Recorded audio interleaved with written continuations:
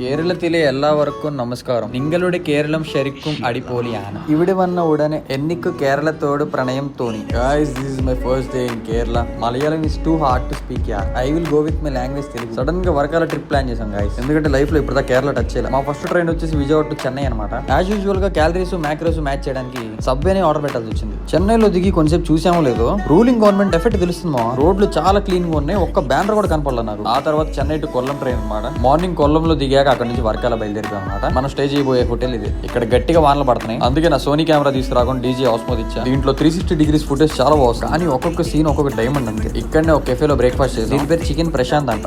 ఇంకట్లా beach వైపు వెళ్ళాం అనమాట. నాకైతే చాలా బాగా నచ్చింది. కిందకి దిగేటప్పుడు బాగానే ఉంది కానీ పైకి వచ్చేటప్పుడు వాచిపోయింది. నా లోవర్ బాడీ అంతా పంప్ అయిపోయింది దెబ్బకి. వాటర్ కూడా చాలా స్ట్రాంగ్ ఉన్నాయి. అస్సలు లోపల దిగడానికి లేదు. ఇంకట్లా మంచి ఫోటోస్ తీసుకొని వచ్చాం. ఇంటికి రాగానే నేను బట్టలు మార్చుకొని బయటికి వెళ్ళి ఈ రోజుకి ఇదే మన అవుట్ఫిట్. ఇక్కడ వాటర్ యాక్టివిటీస్ చాలా ఉన్నాయి. అవన్నీ రేపు చూపిస్తా. బాయ్.